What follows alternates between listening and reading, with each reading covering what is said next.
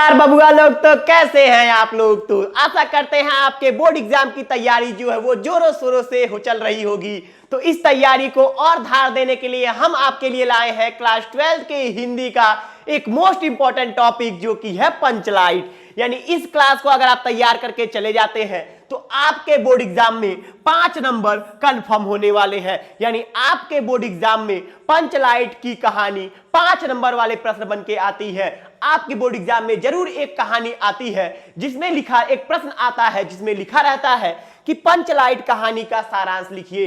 तो इस कहानी को हम लोग इस क्लास में बहुत ही प्यारे तरीके से और बहुत सरल भाषा में समझने वाले हैं। तो आइए शुरू करते हैं पंचलाइट की कहानी। और पंचलाइट की कहानी आप याद करके अगर चले जाते हैं तो आपके बोर्ड एग्जाम में 5 नंबर कंफर्म होने वाले हैं। यानी आप इस क्लास में शुरू से अंत तक बस आप कहानी सुनना है, कहानी सुनना आपका काम है।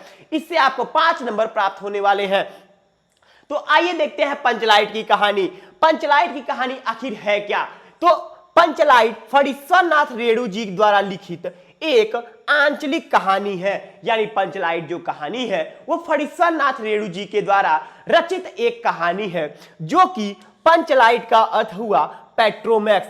अरे वही पेट्रोमैक्स जिसे हम लोग लालटेन कह के बुलाते हैं, वही लालटेन आपने जरूर कहीं ना कहीं अपने घर में देखा होगा। अगर नहीं देखा है तो आपके भी अगर कोई पटनी रही हुई है, घर में कोई तहखाना है जहां पे कबाड़ फेंका रहता है, वहां पे आपको जो पंचलाइट है यानी लालटेन है वो देखने के लिए मिल जाएगा।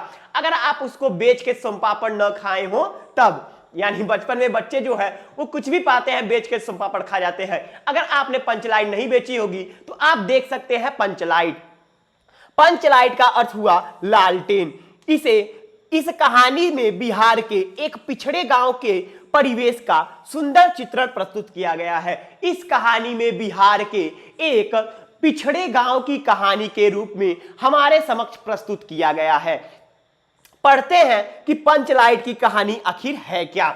अगर आप हमारे चैनल पे नए हैं तो चैनल को सब्सक्राइब जरूर करिएगा जिससे कि आपके बोर्ड एग्जाम खत्म होने से पहले हम जितनी भी क्लास आपके लिए अपलोड करें वो आप तक पहुंचती रहे और आपकी जो तैयारी है वो उसमें चारों चांद लग जाए।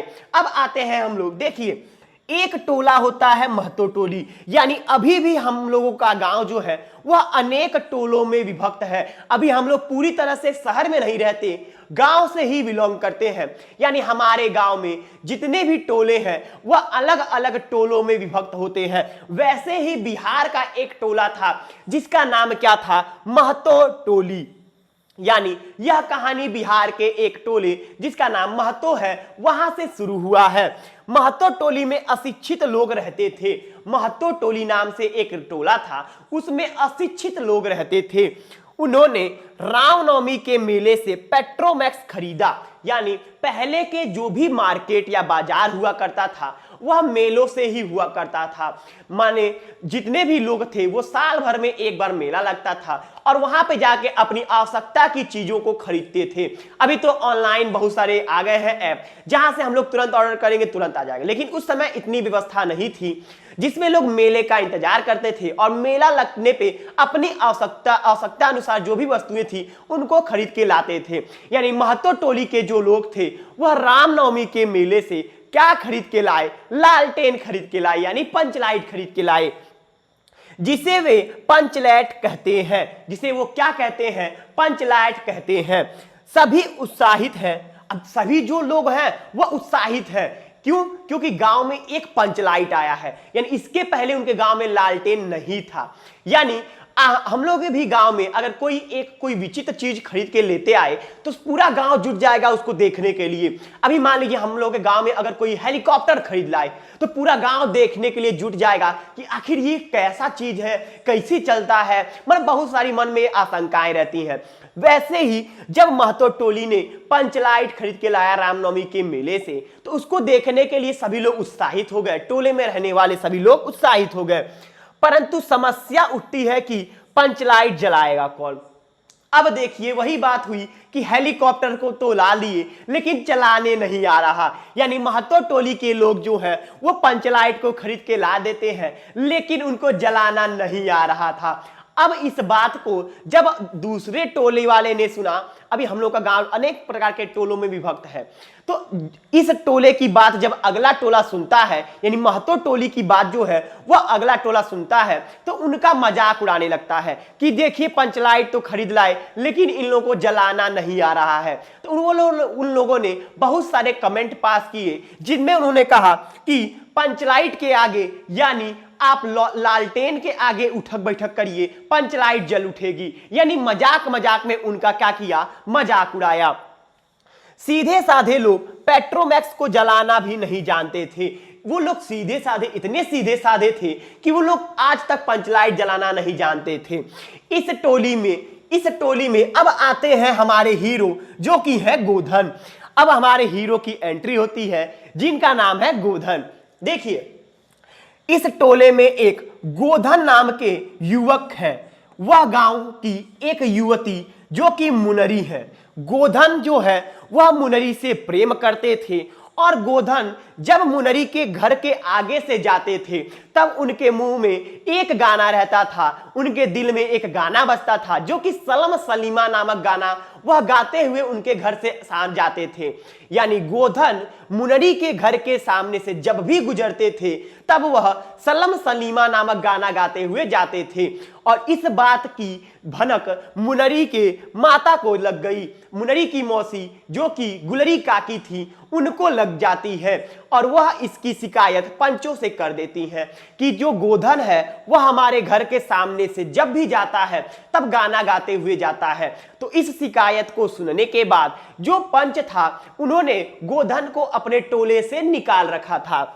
देखिए इस टोले में गोधन नाम के एक युवक है, वह गांव की एक युवती जो कि मुनरी से प्रेम करता है। मुनरी की मां ने, कौन, गुलरी काकी ने पंचों से शिकायत कर रखी थी जिस कारण पंचों ने उसे जाति से निकाल रखा था। पता चल गया क्यों निकाला था। एक बच्चा कमेंट कर रहा है भैया आपको पसीना हो रहा है, तो वो डायलॉग आप लोगों ने जरूर सुना होगा, वो शायरी कि जो पानी से नहाता है वह लिवाज बदलता है और जो पसीने से नहाता है वह एक दिन इतिहास बदलता है। तो बस उसी को अमल कर रहे हैं। आप लोग हमारे साथ बने रहिए और आपके बोर्ड एग्जाम की तैयारी कराने की जिम्मेदारी हमारी है। देखिए पंचों ने उसे जाति से निकाल रखा था। मुनरी को पता था कि गोधन जो है वह पंचलाइट जला सकता है। अब मुनरी को नहीं पता रहेगा तो किसको पता रहेगा, क्योंकि मुनरी जो है वो गोधन से प्रेम करती थी। गोधन बोला होगा कि चांद तारा तोड़ लाएंगे, तो मुनरी को ऐसा लग रहा था कि जब वो चांद तारा तोड़ लाएगा तो पंचलाइट तो जला ही देगा। तो अब जो मुनरी है उसको पता था कि जो गोधन है वो पंचलाइट को जला सकता है। वह चतुराई से यह बात पंचों तक पहुंचा देती है। चतुराई से वह सीधे जाके पंचों से नहीं कहती है, कोई भी अपनी मान मर्यादा में रहेगा, तो वह अपनी सहेली से कहती है और उसकी सहेली जो है वो पंचों के कानों में यह बात डाल देती है कि गोधन को पंचलाइट जलाना आता है। अब देखते हैं क्या होता है। पंचों के आदेश पे गुलरी काकी गोधन को बुलाकर लाई। पहले तो पंच जाते हैं गोधन को बुलाने, लेकिन गोधन भी, मान लीजिए अब उसको लोग टोले से निकाल दिए थे, एक समय ऐसा था, तो गोधन भी अपने स्वाभिमान में आ जाता है और बोलता है कि मैं नहीं जाने वाला उस टोले में जब आपने हमको निकाल रखा है। तो इस बात का जब खबर जब गुलरी काकी को पता चलता है, गुलरी काकी कौन, मुनरी की मां जिसने यह शिकायत की थी, तो वह, सॉरी पसीना ज्यादा हो रहा है, वह जाके गोधन को मनाती हैं। और आएगा क्यों नहीं गोधन, क्योंकि वो तो उसकी सासू मां थी। यानी सासू के मनाने पे गोधन टोले में आता है और बुलाकर लाई। और फिर गोधन ने पंचलाइट को बिना स्प्रिट, यानी ये लोग पंचलाइट तो खरीद लाए थे लेकिन स्प्रिट तेल नहीं खरीद लाए थे। यानी अगर मान लीजिए लालटेन तो खरीद लिए थे लेकिन मिट्टी का तेल लईबे नहीं किए थे। तो अब गोधन आया, वह उस लालटेन को यानी पंचलाइट को गरी के तेल से ही मदद से जला दिया। अब वह जो गोधन है वह उस लालटेन को गरी के तेल से जला देता है। अब क्या होता है, पंचलाइट के जलते ही लोग प्रसन्न हो गए और गोधन की सारी गलतियां माफ कर दी गई और उसको पुनः समूह में शामिल कर लिया गया। फिर उन्होंने पूरा गांव मिलकर वहां पे कीर्तन फिर से शुरू हो गया और वहां पे लोगों ने मिलकर भजन कीर्तन किया और गोधन को अपनी जाति में शामिल कर लिया। इस कहानी के माध्यम से फणीश्वरनाथ रेणु जी द्वारा ग्राम सुधार की प्रेरणा दिया गया है। तो आशा करते हैं आपके दिलों और दिमाग में यह कहानी बस गई होगी।